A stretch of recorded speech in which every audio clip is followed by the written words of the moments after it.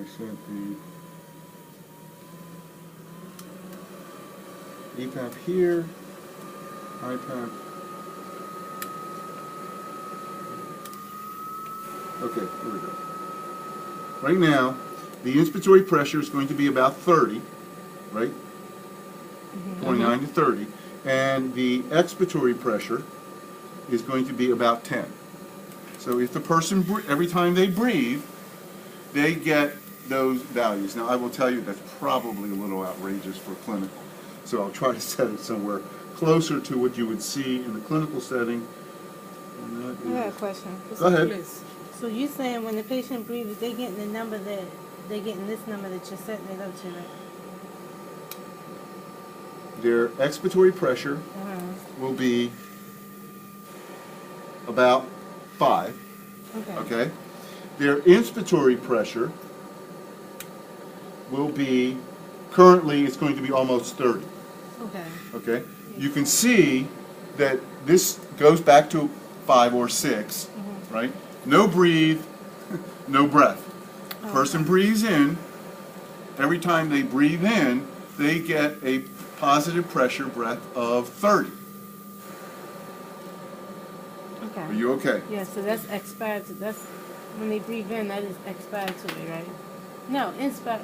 Okay. They breathe in, it's inspiratory. Yeah, okay. They breathe out, it's expiratory. Expiratory. So what you have, and again, if you look at the lung, it's not a whole lot. But if I would turn this all the way to 0, see how the FRC goes to almost 0. But if I would turn it to even this number, I get at least some of an FRC. This relative to, yes, Miss Chloe. Please, are you putting the spontaneous breathing in addition to the CPAP at the same time? Sort of. CPAP is a baseline pressure, right? So you always have a pressure above ambient. It's always a plus. Right now it's what, +6? I can't see this upside down. I'm about right, correct? Okay. But in the mode which we called CPAP before, all right, when the person takes a breath, they get air. But it's in relation to this baseline pressure of 5 or 6. There is no additional support during inspiration. Okay?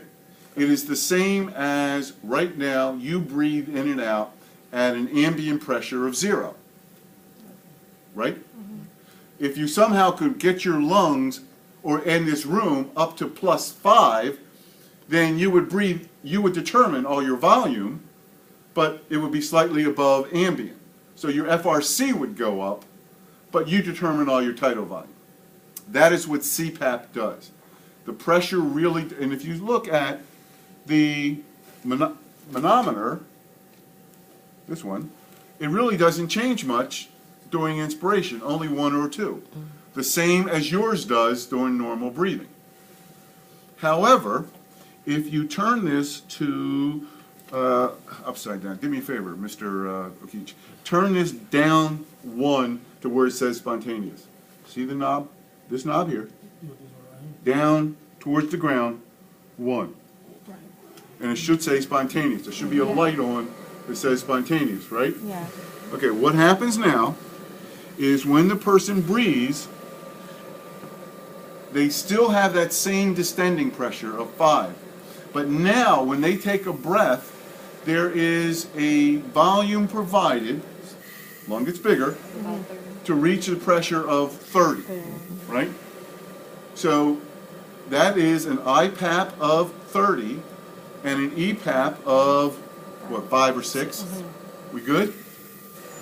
What do you call that on that ventilator? It's pressure support. It's exactly the same thing. Okay? The only mild difference is there an artificial airway or not? And what do you use PEEP for? On that ventilator, you use it specifically for oxygenation. On this one, you use it for mechanically pushing the lung forward. Okay? But other than that, the way that the device works is exactly the same. No breath, no air. If the person breathes, it will give whatever volume it takes to reach the pressure that you want. Okay?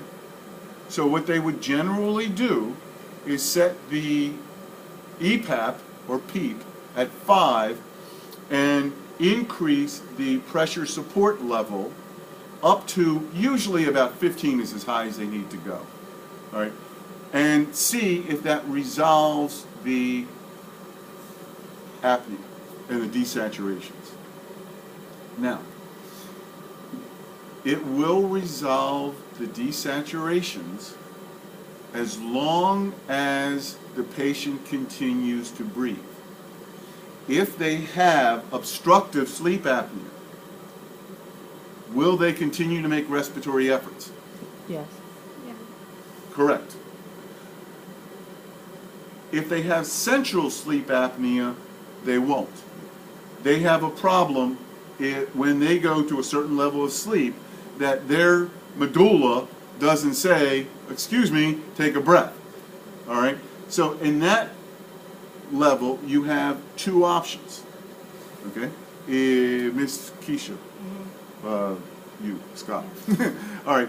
Turn the knob. Do you see which knob Mr. Rakech was using? All right. Turn it down one more and tell me what it says. It says spontaneous and time. Spontaneous plus time. So now, and what you now have is to your right is a knob that says what? Beat per minute. Not beat, breath. Breath per minute. Breaths per minute, right? And it's set for what?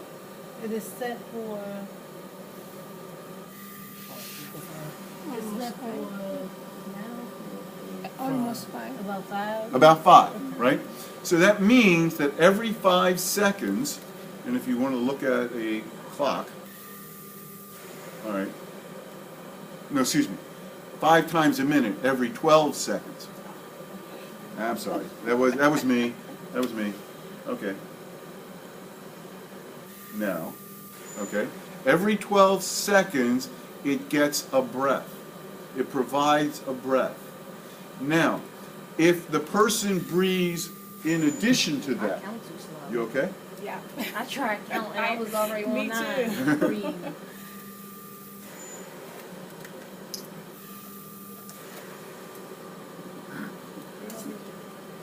You can hear.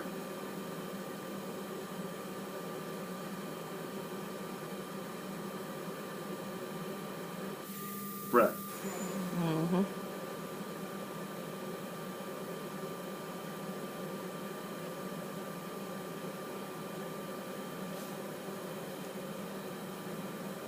Breath.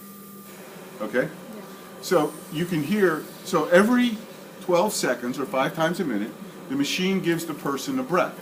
But if they have a rate, now, rate of 5 is generally not enough to maintain normal CO2 removal. So the person breathes more than that.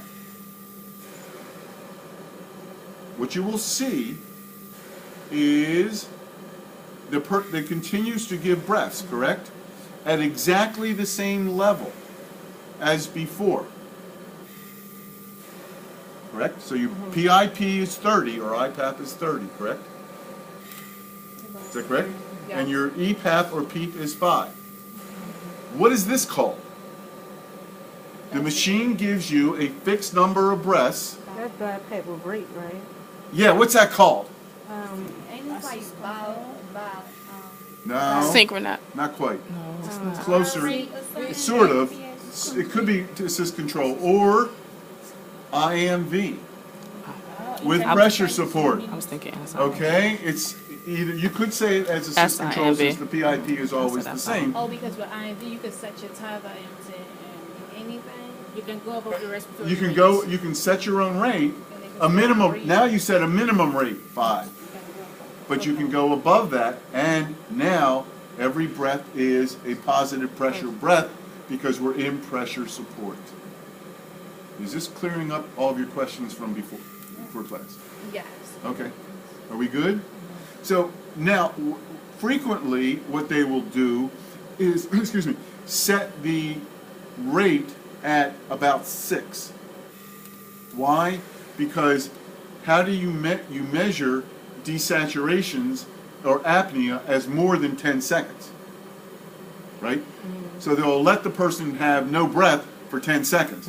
Well, if it's no breath for 10 seconds, that's a rate of 6.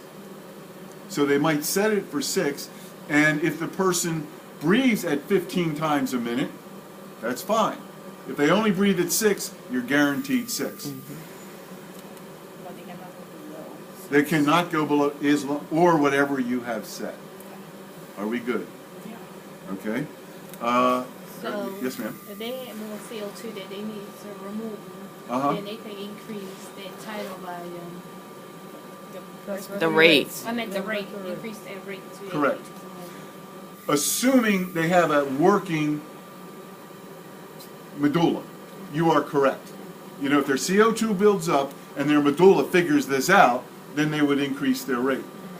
All right, are we good? Does that make sense to everybody? Okay, Miss Glory, Yes.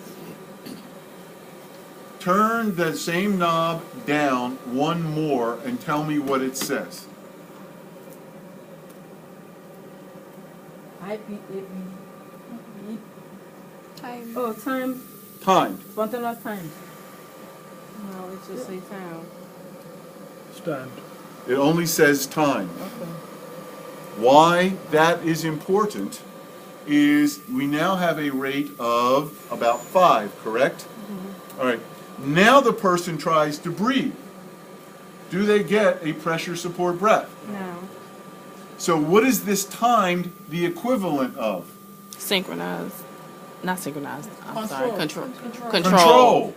You set 5, and too bad if you try to breathe more than 5. That's it. Okay? Are we good? This makes sense to everybody? Yeah, it's just all these moles coming back into play. But it's what I'm trying to do The is similar, trying to relate. it's the same thing. You don't have to